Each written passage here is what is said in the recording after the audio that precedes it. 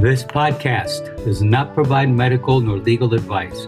Please listen to the complete disclosure at the end of the recording. Hello and welcome to Everyone Dies, the podcast where we talk about serious illness, dying, death, and bereavement. I'm Marianne Matzo, a nurse practitioner, and I use my experience from working as a nurse for 46 years to help answer your questions about what happens at the end of life. And I'm Charlie Navarrete, an actor in New York City, and here to offer an every-person viewpoint to our podcast. We are both here because we believe that the more you know, the better prepared you are to make difficult decisions before a crisis hits. So welcome to this week's show. Please relax and get yourself something cold to drink with or without alcohol, and maybe a little bit of sweetness like cupcake or some cookies. And thank you for spending the next hour with Charlie and me as we continue our series about the digital world and death with our fifth installment about the digital world and the end of life. Like the BBC, we see our shows offering entertainment, enlightenment, and education and divide that into three halves to address each of these goals. Our main topic is in the second half, so feel free to fast forward to that chat-free zone. In the first half, Charlie has the story of the Boston Cooler. No, not the Boston Strangler, the Boston Cooler, and our recipe of the week. In the second half, I'm going to talk about how to prepare now for your digital afterlife. And in our third half, Charlie continues his series on ways to die in the future. Hello, Charles. Hello, Marianne. Come on down. Okay, yeah, actually, when you mentioned about the sweets and maybe with a sweet drink, I just had to jot a few notes as to what sweet drink would go with that. Maybe a daiquiri, traditional lime daiquiri, one of those things that, pina colada, that's what I was thinking of. So, okay, good. So it's a good way to start the show. I may need to take a bar break in the middle. So what's new with you? What is new? It's, God, is it possible to say nothing? I mean, So, sometimes nothing new is good. Life goes on. Yes. Doing whatever. Yes. I'm so boring. You are many things. Boring is not among them. Well, I feel like I'm boring because I have nothing to report. So I hope you're doing something that you can report. Yes. In our first half, from our friends at Gastric Obscura, in August 1924, a reader contributed a recipe to the Detroit Free Press for a nectar that the Olympians pined for but didn't know how to make. The cool summer drink consisted of sarsaparilla, a sassafras soft drink, poured over a scoop of vanilla ice cream and stirred until smooth. The name of the sweet, godly elixir? The Boston Cooler. It makes sense that a Detroiter would wax poetic about the Boston Cooler. Motown has become synonymous with the sweet treat. Though the Boston Cooler, originally a cocktail of rum, lime, and soda water, was born in Massachusetts in the late 1800s, it gradually migrated and morphed across bar counters and soda fountains until it evolved in its final frothy form. Vanilla ice cream stirred in a glass of Detroit's Verner's ginger ale until smooth. Like Billy D. Williams. Smooth. Across all its iterations, the Boston Cooler stayed true to its original purpose, supplying cool refreshment on a hot day. Even without booze, the drink remained a go-to recipe for bartenders when the temperatures rose. An 1889 article about New York summer cocktails featured a recipe for a Boston Cooler that blended ginger ale and sarsaparilla. The long, teasing headline read, "Seductive drinks that come like a breeze from the Arctic. Cocktails that are midsummer poems. A recipe for a liquid blizzard suited to the dog days." During the heyday of American soda fountains in the early 1900s, Boston Cooler became a catch-all term for any chilled drink. Philadelphia soda jerks mixed theirs with local Heir's root beer and ice cream, while Maine mixologists made theirs with a combination of Moxie, a local bitter soda, lime, and rum. Going even further off book, one ice cream company's 1915 recipe for a Boston Cooler was simply a scoop of ice cream resting in a halved melon. But none of these accompaniments paired with vanilla ice cream were quite like one brand, Detroit's Verner's, a drink that exists somewhere between ginger ale and cream soda. In 1967, Verner's made a move to claim the Boston Cooler as its own by trademarking the name. Though they specifically trademarked Boston Cooler to promote a new ginger ale flavored ice cream bar, that treat met with modest success.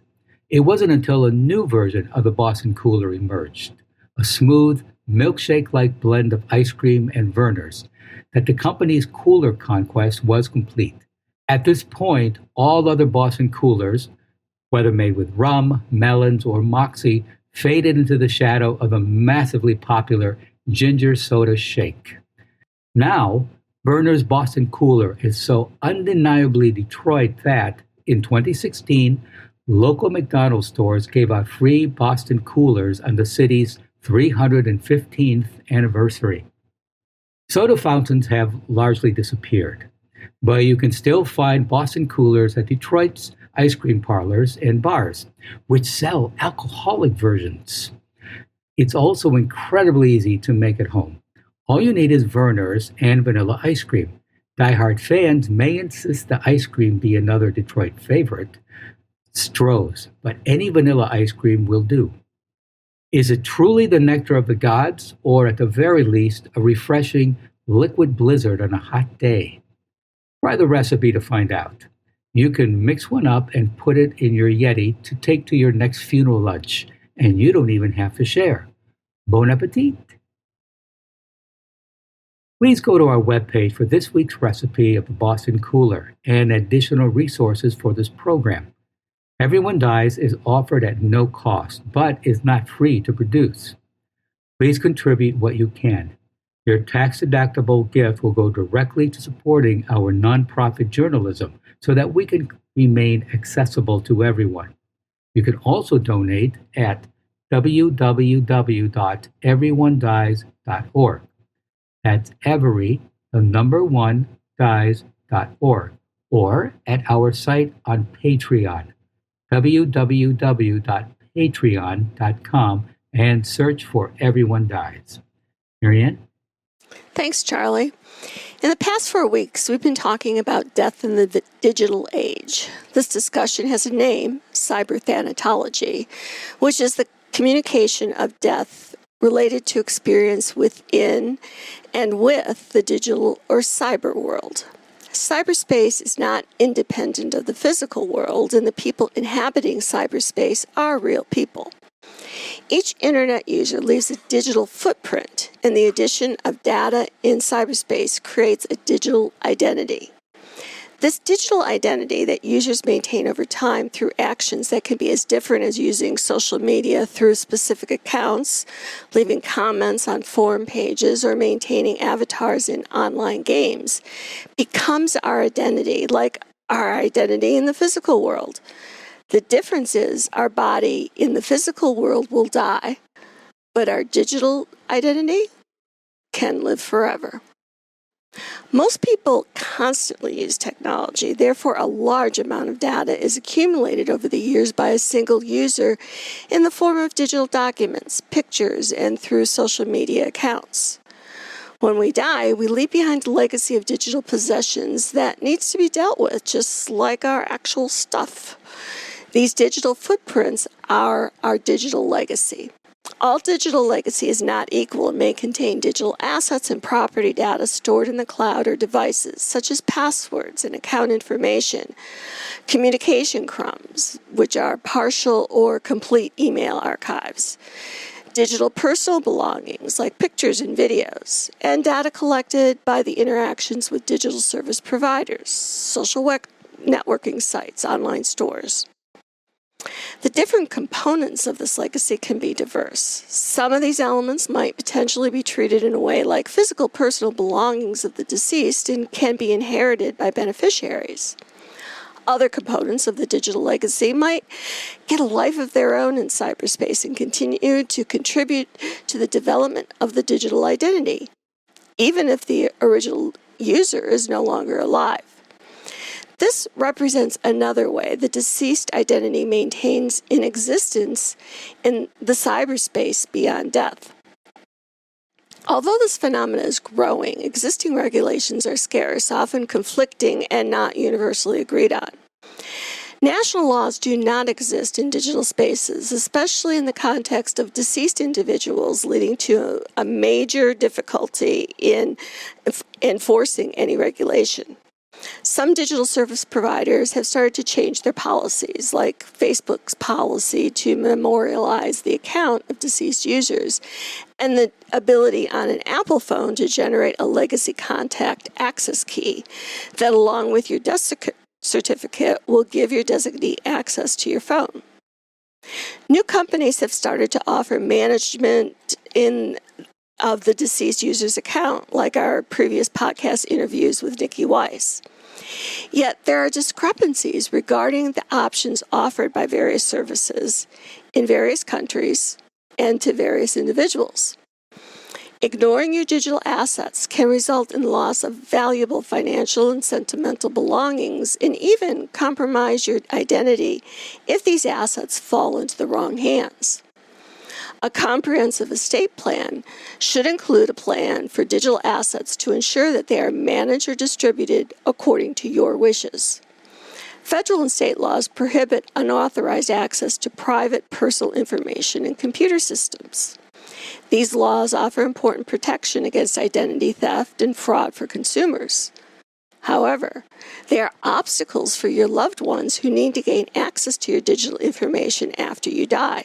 Similarly, data privacy laws also provide obstacles, and it can be very expensive for your loved ones to go through a court process just to gain access to your digital property.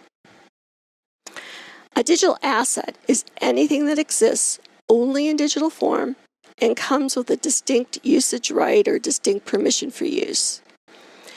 Data that do not possess these rights are not considered assets. So, digital assets include, but are not limited to, digital documents, audio content, motion pictures, and other relevant digital data currently in circulation or stored on digital appliances such as personal computers, laptops, portable media players, tablets, data storage devices, and telecommunication devices. Types of digital assets include, but are not limited to, software, photography, logos, illustrations, animations, audiovisual media, presentations, spreadsheets, digital paintings, Word documents, electronic mails, websites, and various other formats with their respective metadata. The number of different types of digital assets is increasing due to the rising number of devices that use these assets, such as smartphones, serving as streams for digital media. New digital assets, including certain types of cryptocurrency and non-fungible tokens, are created every day. So what are the things that you can do for yourself to protect your digital afterlife? Here are the actions you can take. Start an inventory of your digital assets. Make a list of accounts, usernames, passwords, and security information. If we think of a digital asset as anything you own that only exists on your phone, tablet, computer, or in the cloud, then that list includes Bitcoin, Litecoin, and other cryptocurrencies. Digital photo albums and storage facilities such as Flickr, Shutterfly, or Amazon Prime. iTunes, Google Play Music, and other digital music and multimedia libraries. Social media profiles, domain names, blogs and personal websites, media and content published online, PayPal and Square Cash accounts, documents and records stored online, including files stored with Google Docs, Dropbox, box and financial and medical records stored with third-party providers. Avatars and virtual property in games such as Second Life and the World of Warcraft, loyalty program benefits, and digital intellectual property. Make sure you keep this inventory somewhere safe. Second, you want to manage your passwords. Rather than including a list of usernames and passwords in your will, use the password management software and make sure that the information will be available to your executor. It will also be useful to write these down. Amazon carries a wide range of password books, like the address books of our youth, to help you organize your passwords. Keep in mind that many sites use two-factor authentication for added security. To log on to these sites, in addition to username and password, users will need a one-time code sent via text, email, or an authentication app. To ensure your representatives have access to these sites, you'll also need to be sure that they have any passwords or personal ID numbers needed to obtain those one-time codes. Third is online storage safety. Consider using an online storage that's in the cloud or vault like Dropbox or Everplans. These options allow you to safely store digital images, scan paper documents to digital, and keep all your documents in a safe location. If you have actual copies of things, you want to get a water-resistant, fireproof safe or box to store these items. And you can also get that on Amazon. You should also back up the information that you have stored in the cloud. Back up any digital assets to a storage device on a regular basis so they can be accessed by your family members with fewer problems. Next is a digital asset plan. As part of your estate plan, include a detailed plan for your digital assets. This part of your estate plan can help you specify your wishes and ensure that your information is safe. Next is authorization.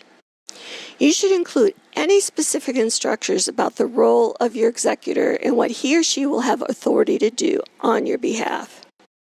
Your executor should have a specific role and should not be invasive or inappropriate with your information and records. So when you think about choosing an executor, you really want to be picky. Choose someone you can trust, who can be objective, and who you know will follow your wishes. Now, when you choose an executor, you choose, a main executor, or if you want to divide it between two people, you can. But if you choose one executor, you have to have a backup executor because if that person's unwilling or unable to carry out that role, there needs to be a backup. So you need to think about that before you go to a lawyer or use online forms to put all this together. You can create a statement of intent. You can talk to your estate planning attorney about creating a statement of intent for each digital account.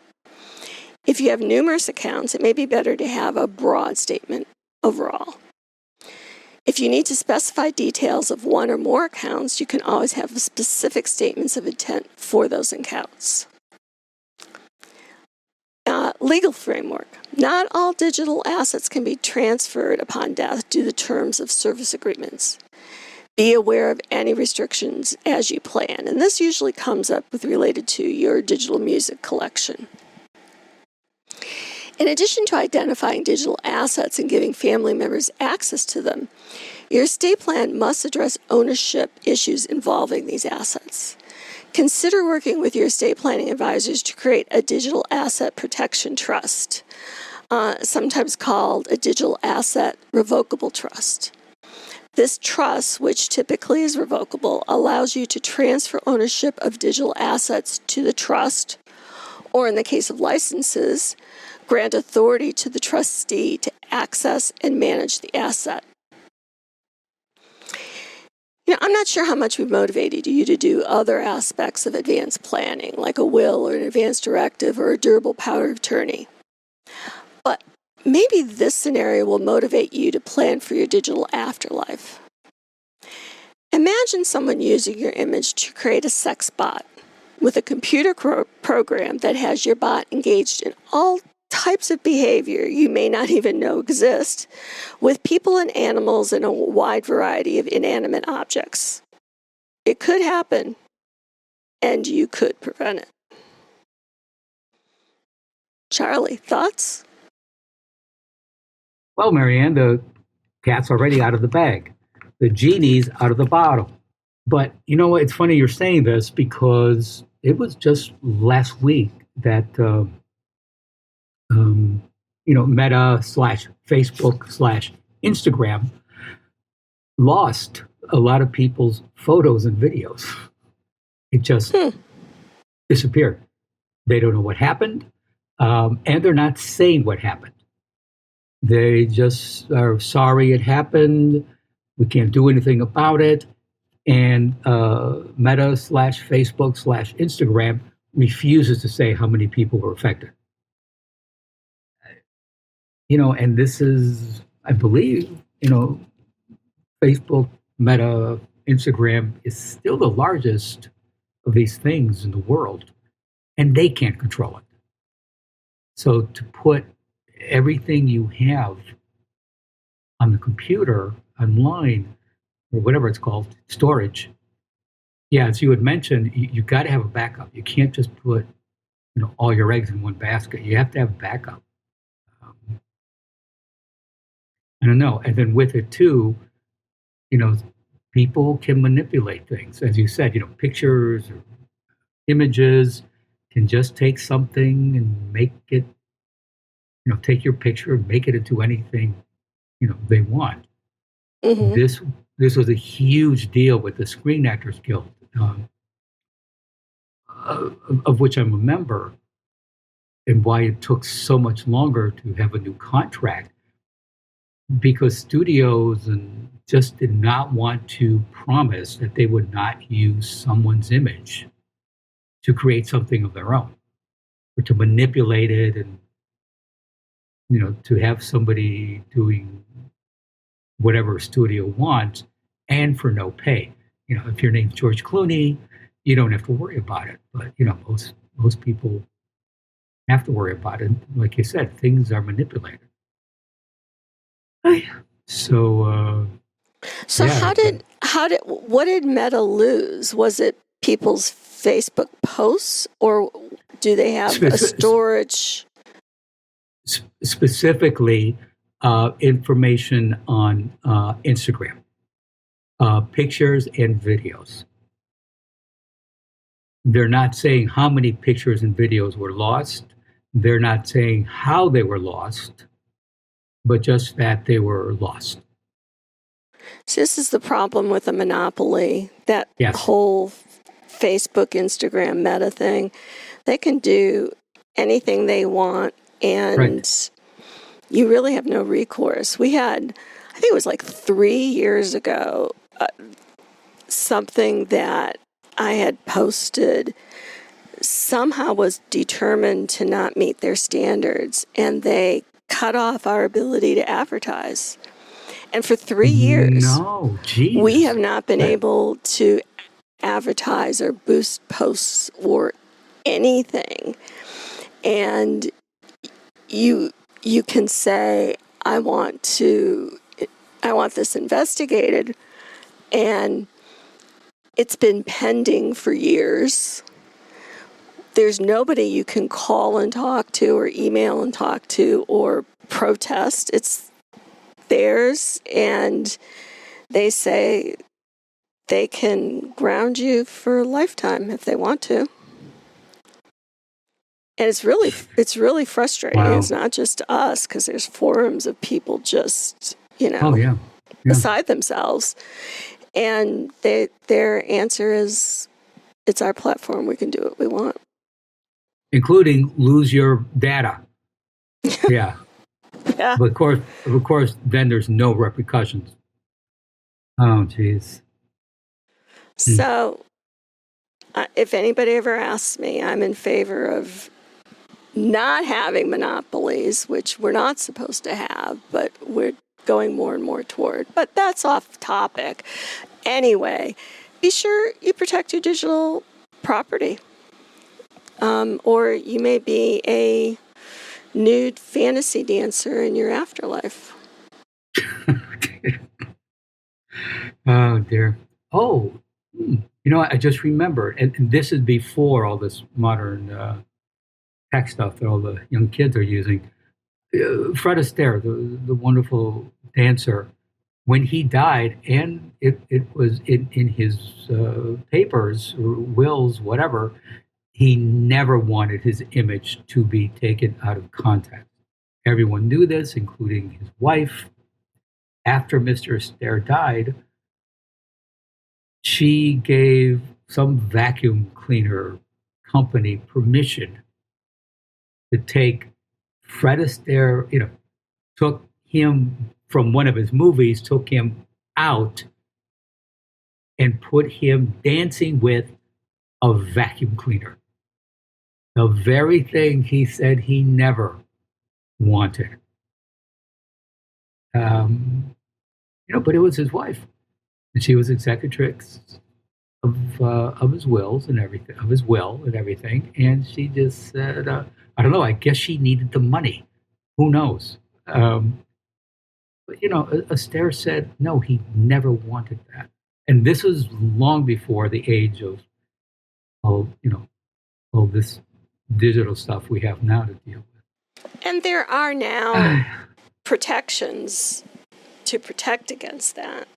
And then, like I said, be sure you choose an executor who's going to do what you want, not what they want. But then, again, if you're, you would think your wife would listen to you. Silly girl. No. Okay. In our third half, this week's predicted cause of death is impaled on the tusk of a resurrected woolly mammoth at a futuristic zoo. Hello, Marianne. This, sipping on a nice Boston cooler made with Vernors, sounds like a way to go. Imagine taking your family to the zoo centuries from now and catching a glimpse of a real-life woolly mammoth. Harvard geneticist George Church and his team have made the de-extinction of the woolly mammoth their mission. In 2015, Church's team successfully spliced the DNA of a woolly mammoth into the genome of its closest living relative, the Asian elephant, using CRISPR. This was a great first step, but there are many challenges when it comes to scaling genetic engineering to, mammoth proportions. The task would likely involve artificial wombs and a ton of time. The resulting creature won't be as much a mammoth as an elephant/mammoth hybrid, but it's the best chance we have for resurrection. If you've ever seen a depiction of a mammoth, you know they're, woolly. Their shaggy hair is incredibly inviting. Children and adults alike all want to pet them, and you are no exception. You lean too far forward over the fence as soon as one stirs, you could surely be its friend. But instead, you tumble into the enclosure, grabbing a tuft of its fur on the way down. Woolly mammoths were about the size of African elephants, 11 feet and 6 tons, or about 12,000 pounds, about 4 compact cars, and their tusks were about 15 feet long. It wouldn't take much force for the creature to whip around, impaling you like a human kebab on a prehistoric skewer. What a way to go. And that's it for this week's episode. Stay tuned for the continuing saga of Everyone Dies, and thank you for listening. This is Charlie Navarrete, and from author Kingsley Amis, no pleasure is worth giving up for the sake of 2 more years in a geriatric home. And I'm Marianne Matzo, and we'll see you next week. Remember, every day is a gift. This podcast does not provide medical advice. All discussion on this podcast, such as treatments, dosages, outcomes, charts, patient profiles, advice, messages, and any other discussion, are for informational purposes only and are not a substitute for professional medical advice or treatment. Always seek the advice of your primary care practitioner or other qualified health providers with any questions that you may have regarding your health. Never disregard professional medical advice or delay in seeking it because of something you have heard from this podcast. If you think you may have a medical emergency, call your doctor or 911 immediately. Everyone Dies does not recommend or endorse any specific tests, practitioners, products, procedures, opinions, or other information that may be mentioned in this podcast. Reliance on any information provided in this podcast by persons appearing on this podcast at the invitation of Everyone Dies or by other members is solely at your own risk.